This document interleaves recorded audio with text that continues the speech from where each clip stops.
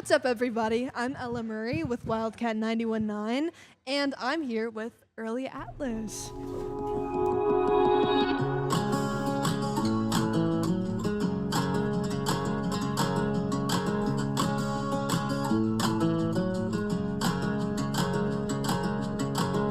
Always there to pull you in, grip you tight and not let go. Endless information and new. Tell me, how are you guys doing? Great. Good, yeah. Doing great. Thank Very you for having tired. us. Yeah, Super of fun. course, yeah. It's so fun. Yeah, congratulations on that. Thank you. So tell me, how did you guys end up as a group together? Wow. Tanner and I are like, what? So, Do you have unlimited footage? Loaded how much question. time we got? Yeah. So, A little history lesson here. Tanner and I met probably 13 years ago, give or take, when we were in college. When in we were, Manhattan. here in college, we met and started a band in college, which we played here like in the early 2010s. Yeah. And then, That band actually formed on Craigslist. Really? And it was supposed to be a country band. So we put out a country EP and then very quickly stopped doing that. You had a And singer then- from The Voice. Yeah, that's true. Yeah, that's true. we did. That's a whole Well, thing. wait. He knew someone who was in The Voice. Well, we did play a So, show. like a friend of someone who's we in The did Voice. play a show where somebody who recently went on The Voice sang a song with us. That was a very long time Okay. ago. I mean, But that so sounded way less cool than what I Basically, said. Tanner and I have been playing music together for over 10 years, and Ryan we met through a band member of that band.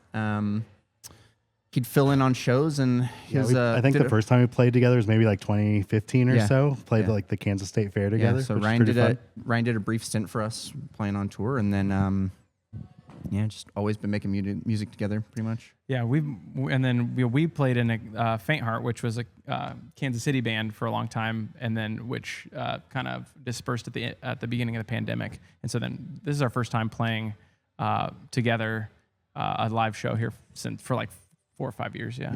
Yeah. That's so exciting. That's the short Yeah. version. So tell me, kind of like going back into your roots, how did you each get into music, and like why do you want to perform? And Wow, yeah. It's a great question. I have a long answer. You go. You go. My mom's really cool. So my mom would bring home like burnt CDs from a coworker, and it would just have a bunch of different music. And my mom brought home a burnt CD. It was the first Linkin Park record. I remember being like, Awesome. I don't know, a preteen, and being like, oh, I want to play drums in a rock band. That's what I want to do. It really started with that record, but I wasn't in a band ever until I came to Manhattan and got into college. I grew up in a really small town, and just me in my basement for the longest time, and yeah, started my first band at 18 with Tanner. Yeah. Yeah. I mean, for me, I like, so I grew up like doing youth group stuff and playing in church and stuff like that. But for me, I remember getting my like first electric guitar and being like, okay, I was like in band at the time, and I was like, I played the flute in band, and I got my first guitar, and like I liked playing the flute, nothing against it, but I got my first guitar. I was like, okay, I just want to be in a band, and then me and my friends formed a band. And that was Streamside. Then ever since been playing, I think. And I think for me, a lot of people have an embarrassing first CD. But my first CD was actually Weezer, the Blue album, which I think is pretty respectful for like a That's third an grader. awesome first Pretty punk CD. rock. Yeah. And then I really like that. Obviously, I listened to that like crazy. My mom also got me into like 98 Degrees and Backstreet Boys and stuff at the time.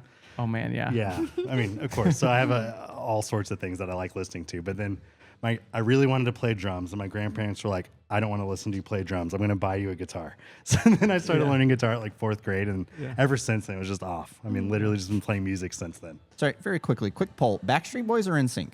Backstreet Boys? Backstreet Boys. I'm gonna go Backstreet Boys. Wow, okay.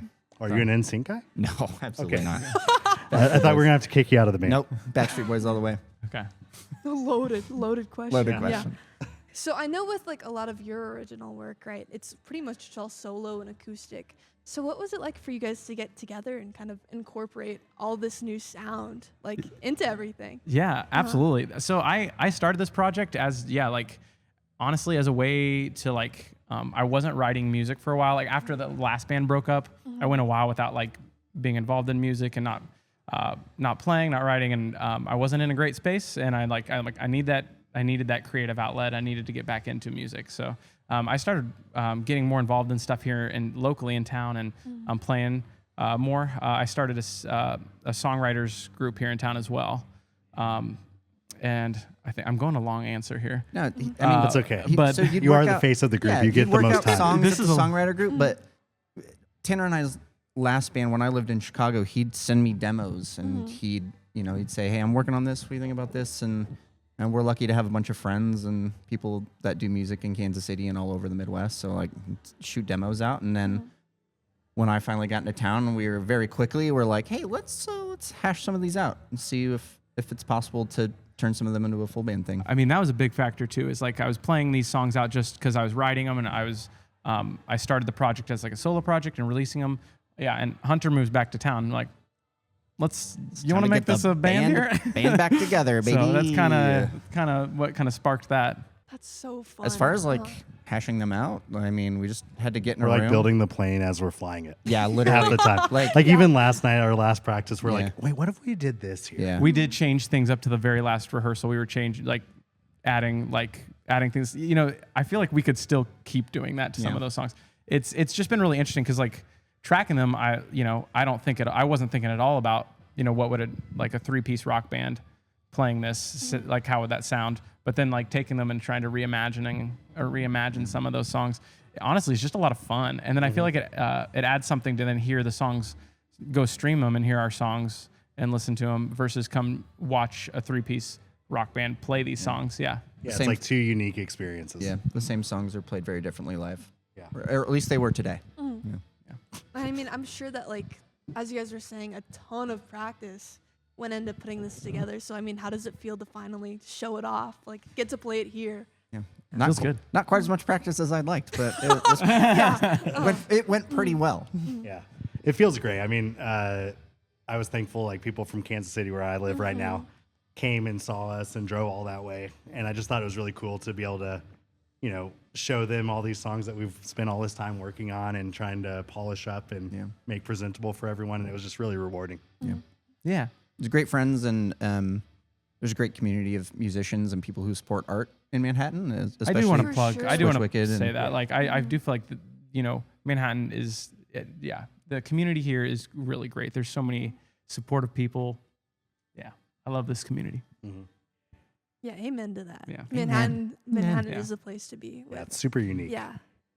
So with your songwriting stuff, do you think you guys will continue that into like a group effort with making new music?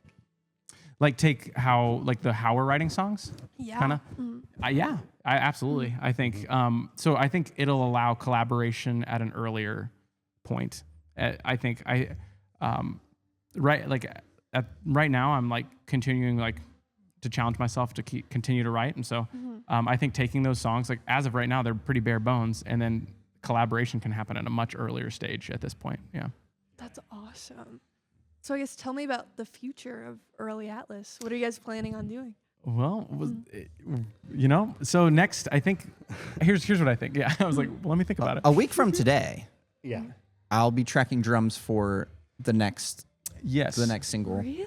Yeah. Yeah, we have a song that is finishing the mixing right now that will be released soon, and then next weekend we're recording the next song and working Yeah. on getting a Working more on some new stuff. collection of work together. I think next year I think we can expect releasing like a collection of music, and then also maybe playing a little bit more. Playing some more shows. Yeah.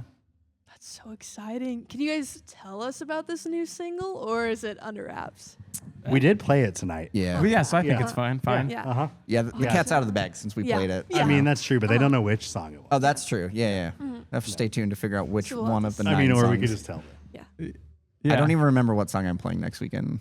Well, not the next weekend one, but the one that's coming out next is Fool's Oh, Gold. that one. Yeah. I It's forget. that one's Fool's Gold, which Yeah. It's a little bop. yeah, it's just kind of like I don't know how do you describe it. I don't know. I didn't write Groovy. it. I didn't write it. So. It has like a pretty groovy bass part, but the song itself I think is, about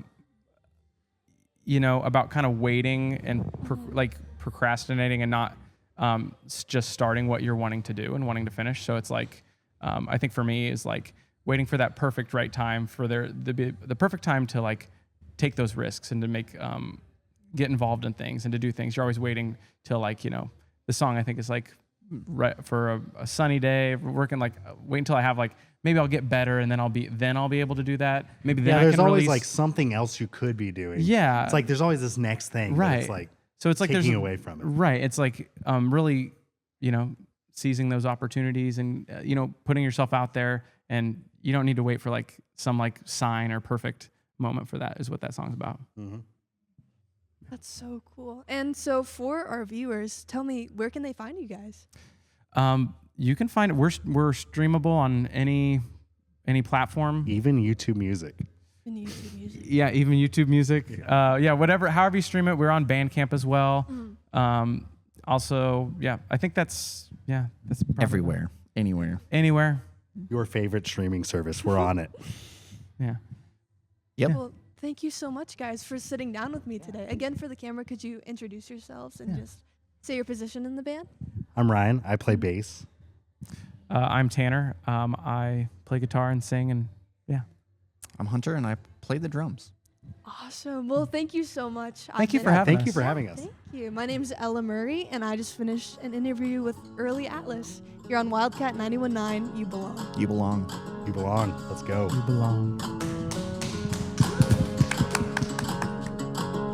Always there to pull you in, grip you tight and not let go. Endless information and new notifications.